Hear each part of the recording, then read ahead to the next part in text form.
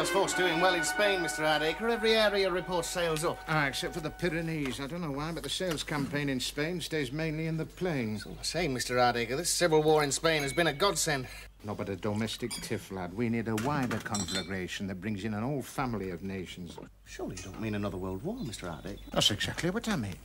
The concept of world war, lad, is mankind's greatest step forward since the flint arrowhead. I often think he must have been an ancestor of mine, that visionary daubed in woad who cut the first flint squatting in some cottage work cave. But could England stand another world war, Mr. Hardacre? Well, then we'd stop out. Honest, impartial suppliers to both sides. Fixture I want to see is Germany v. Russia. 2 legs home and away. Doctor! Doctor! What is it, Miss Hardacre? I found this in the newspaper.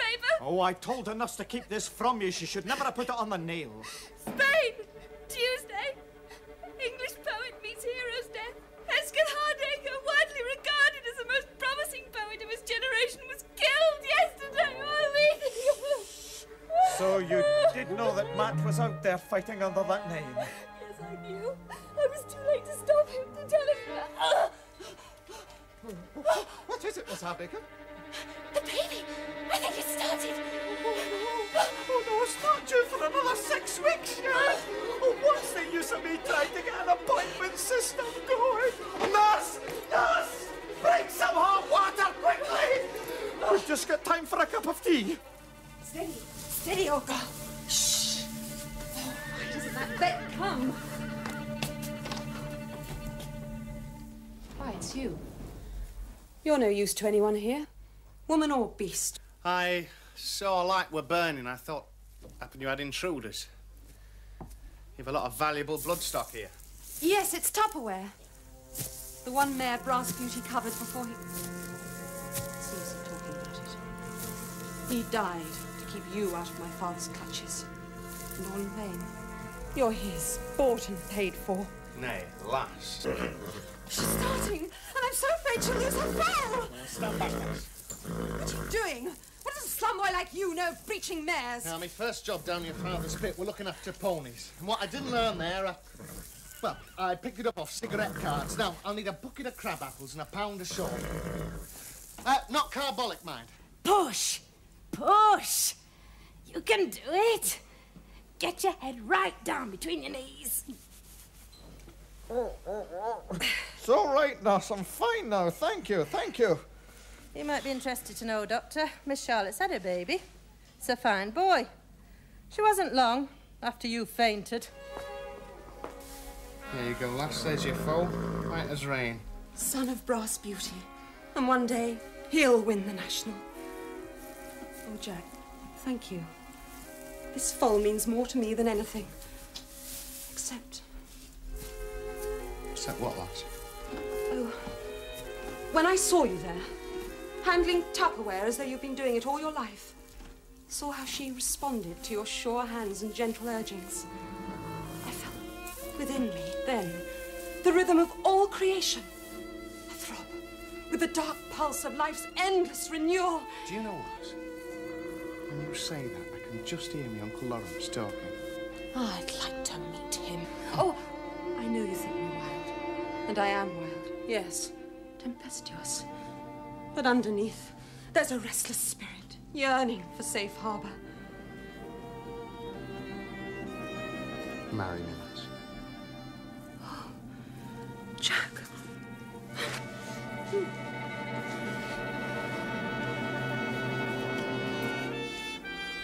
Oh, Jack, I've been such a fool. I've searched for happiness halfway round this wide world, and all the time it was right here, in my own stable yard. Comrade Stalin, Morris, thinks that your father stands between him and the sun. Couldn't agree more. But what does he want me to do about it? Use this. Cyanide. You'll find that Moscow appreciates a willing tool, Morris, even more than it appreciates the dead hero of a lost cause. You're so cynical, Guy. But at least my friend Matt, with his beautiful hands, didn't die in vain. No. He died to make the world a better place. Certainly a safer place for you and me, Morris. Yes. Oh, if our masters in Moscow had ever learned the truth. Your top agent, Hesketh Hardacre, was nothing more than my old teddy bear. Well, then... Matt? Matt? But you're dead. I read it in the papers. Hesketh Hardacre, leading poet of his generation, killed leading a gallant but hopeless attack. Hello, Mr. Morris. So you're not dead. You're alive. You shouldn't believe everything you read in papers. For a start, it wasn't an attack. We were running away, running like rabbits. And it wasn't me that stopped the bullet. It was Hesketh. The real Hesketh. Poor Hesketh.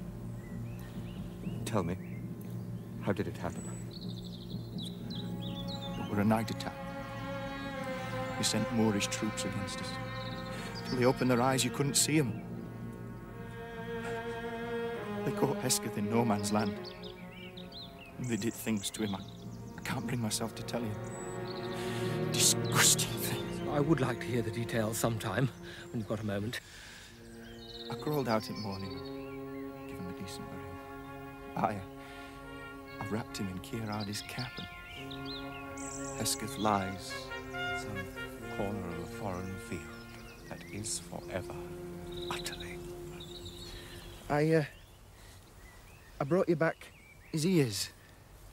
My Spanish friend said it were custom and you'd want them. Oh,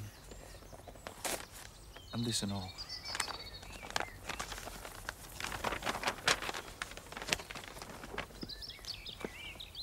You mean he fought bulls? Aye. No, it was just a bit of fun we had in Madrid. Mr. Orden had it done up for him. He took a proper shine to Hesketh. We were the only one he took to bed twice. Well, I've done what I came to do. Oh, have you any idea where I might find Miss Charlotte?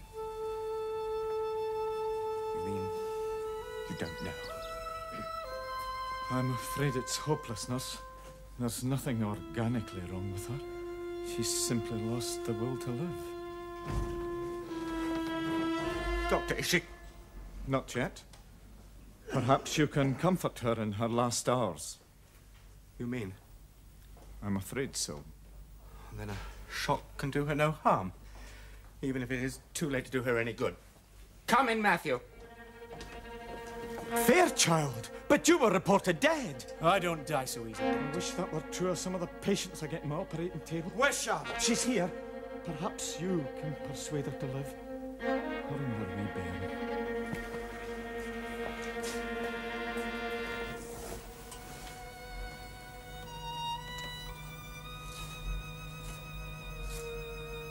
So, this is heaven. No, my dearest. To still this veil of tears. Aye, and of joy. You mun live, Charlotte. And you mun feed your baby. Let me take him. That isn't him, my dearest. That's my bad arm. Then I'm not dreaming. And you are alive? Aye. And back from the war. I've seen death close to, Charlotte, and I chose to live. And you mun choose to live for the baby. Aye. And for me.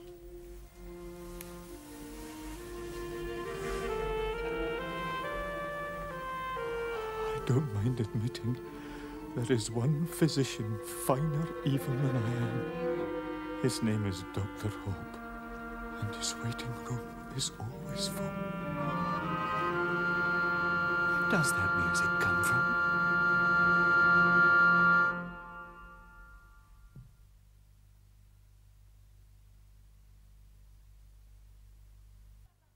That's no good. Get up that ladder and do it again. Look at it, it's hopeless.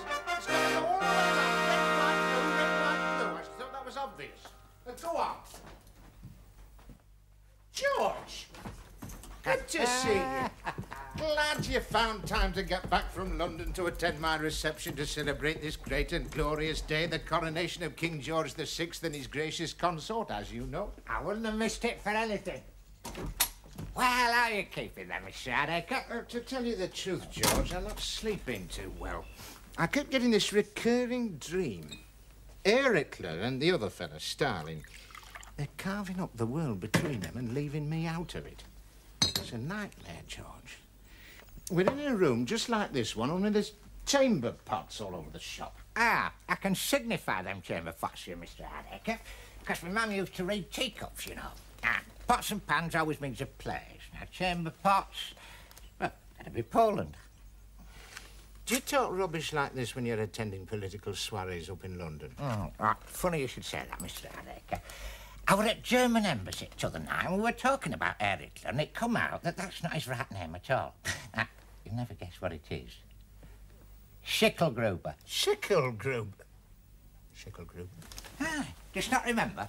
When we were lads at Told Cottage Workhouse, what's now Cottage Hospital, there was a lad in there with the name of Schickelgruber. Remember him? I should say I do. He's still in my debt to the tune of... Here we are. 14 bowls of gruel. Eh? Can't be the same chap. Still, no harm in sending this bill to Berlin. Come to the point, Job. I'm a busy woman. Well, we fell behind with rent, and so we were put out the house, like, and the wife's got 4 girls with her, and I've got the 5 lads with me, and it's costing us 4pence a day living in cubicles at public baths.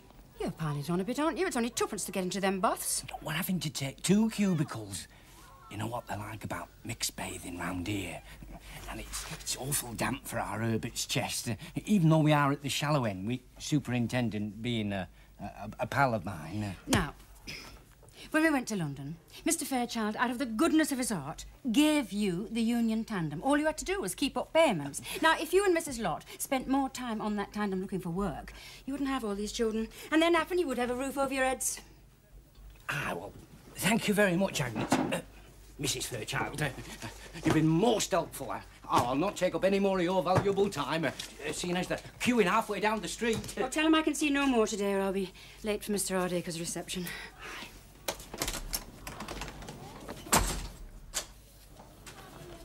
I've said I've no time for any more tonight. No time for a soldier back from the war. Son of mine, you're alive! I'm my arm. I am alive. Oh, Mum! They told me you were dead. We've got a memorial fund going for me.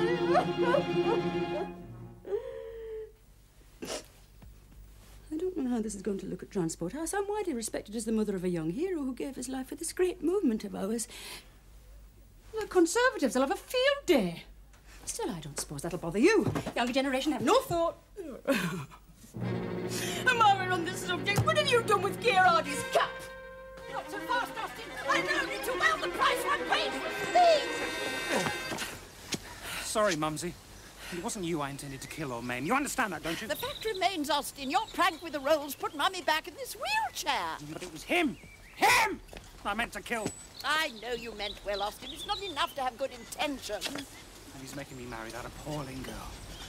I tell you, Mummy, I can't go down the aisle with Cynthia Dubcock. It's impossible! No, it isn't, Austin. Not if they push the pews back nearer to the walls. And if I defy him, I'm finished. He already favours Jack Fairchild. He'll cut me off. I'll have to go to work. And I can't face that. I'll have to kill him. You! You've already tried twice and failed twice. Third time lucky, Mother. And the beauty of it is, even if they catch me in the act, they can't top me for it. I'm gibbet-proof. See? My certificate! They can't hang a lunatic! No! They can't execute a lunatic, but then a lunatic can't execute a plan of action! My children are hopelessly impractical, all of them. I suppose it will be the same old story. Mummy will have to see to it.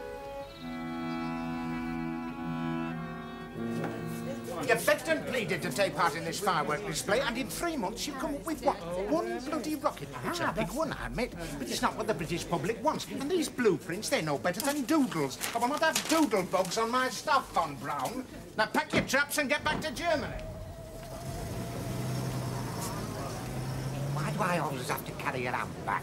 Because you'll be wanting to blow your nose on that hanky and all, that's why. Yes, Mr. Hardaker. Agnes, the lights of London will be dimmer for your absence. But who better than our firebrand First Lady of Labour to set the match to our memorial bonfire? You may mingle, George. Take these salmon butties with you, will you, John? Salmon, eh? Oops. Best butter. You can always tell. It's not butter at all. Emulsified SPD. And you know, Agnes, 8 out of 10 people can't tell the difference. You see, my SPD that you left-wingers are so alarmist about does have its peaceful use. Oh, stupid little man. He's taken the salmon sandwiches I laced with cyanide. Pas de frottage, mon ami. I added a little of the special dressing to certain other goods in your father's vicinity. You mean? Carvet, the caviar. How ironic, Guy, that the virgin sturgeon should prove to be the urgent surgeon that cuts out the capitalist cancer. Morris, don't go on. What else do you notice about your stupid little man? How daring. And yet, how right. May we say we both find the handbag enchanting? Oh, yes. And so practical. Hey up, the fireworks have started. You do understand the instructions, lass? Oh, yes, they were on the box. Stand upright and jump out. Well, I'm doing that. Before we join the others, Doctor, I should just like to thank you for sending the rat poison so promptly. One does appreciate discretion. And I should not like it noised abroad that there is a rat in this house. A small service, Lady Patience. The last I shall perform as your family practitioner. You mean the medical council are onto you at last? No, Lady Patience. During my time in Utterly, my hopes, my ideals have been scattered to the winds. I shall endeavour to find them again as a medical missionary in the far Hawaiian Islands. That is a very long way to go, Doctor. Aye, practically from here to eternity. I'm going to a little place called Pearl Harbor. There, Lady Patience, I shall find peace. Before you go, I should like to thank you, Angus. And since you are no longer my doctor, there is no ethical barrier to the only expression of gratitude that lies in my power to bestow. You mean... That's exactly what I mean. Oh, Jack, my darling. Oh, Lady Patience. So that's what all the fuss is about, eh? I don't know how people get so worked up about it. That is perfectly obvious. We might as well join the others. No, I'm not talking about the common or garden peerage. I'm talking about the earldom. £100,000 the earldom when we get in. I thought the Labour Party was the party of ideals. I see now it's not but the party of inflation. One of the Conservatives has never been above 70,000. That mean you'd take something off for cash? Some as always did for you. Happen. But understand this. There'll be times when we want things forcing through, and then you'll be called upon. Bring me up to London, Hall. It'll be just like old times, Agnes. Since you left Utterly, the bottom's dropped out of rent collecting. No one ever had arrears like you, Agnes. According to the instructions, I should be holding this. Oh! In gloved hand. Isabel. Miles. Bradley. Agnes.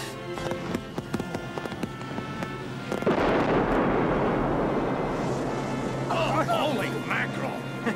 What kind of a firecracker was that? This pyrotechnic display, Dr. Teller, is just a convenient cover for a small demonstration of what SPD can do. Really? I tell you, this one's big. That's why we haven't even got a name for the project yet, but What are you drinking? Manhattan. Why not? Look at these two. Obviously been at the ball a lot. If this goes on, there'll be none left for father. I'll say this for this clog banting, as you call it. It certainly sharpens the appetite. Not the sausage rolls. They're Bradley's particular favourite. I'm sticking to the vol au vent, won't you? Be looked after, Herr Beckenbauer. Dankeschön, Herr Hardacre. You have always been a good friend to the Third Reich, yeah? So, a word of advice. Stay away from the Black Forest Ghetto. You mean? It is for your father. It is a special gift from the Führer. Thank you. Oh, when it comes to the loyal toast, raise a glass of anything but sherry. Well, if it isn't our match. You have a good time in Spain, son? There's a war going on in Spain, Dad. You'd think they'd tell you these things when you book, wouldn't you?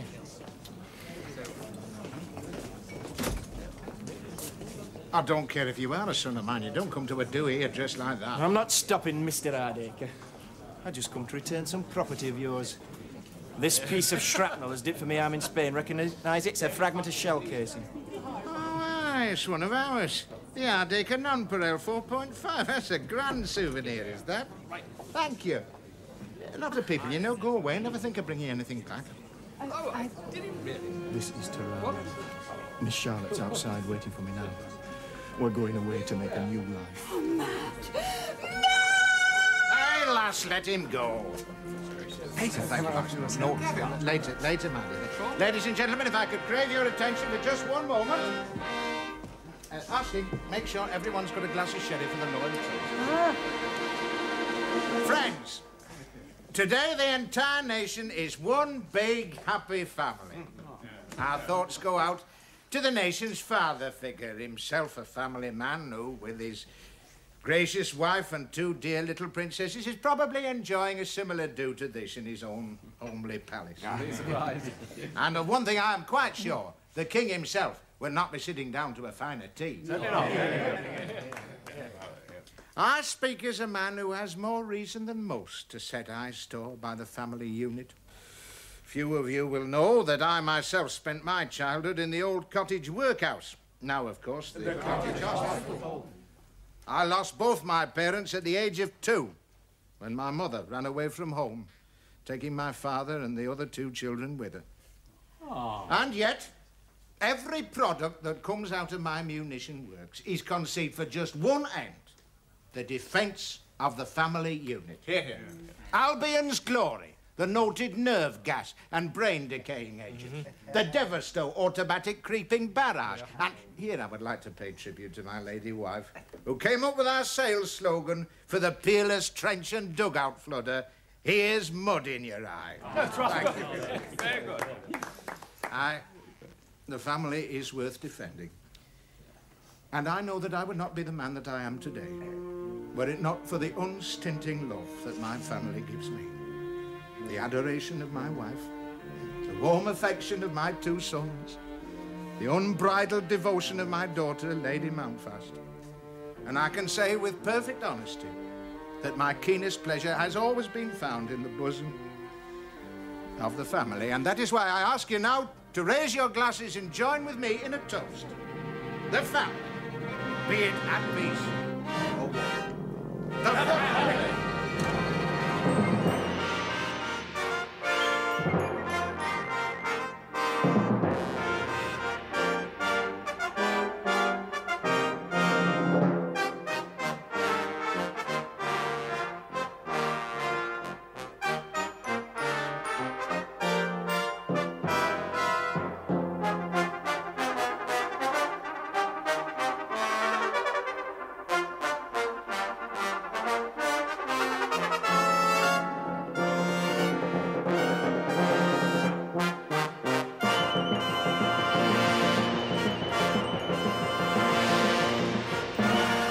My dearest. None at all, my darling. Back there is the past. Ahead of us is the future. Aye. And the future hope of mankind is in that boy child. And he'll grow up good and decent and fine and make the world a different place.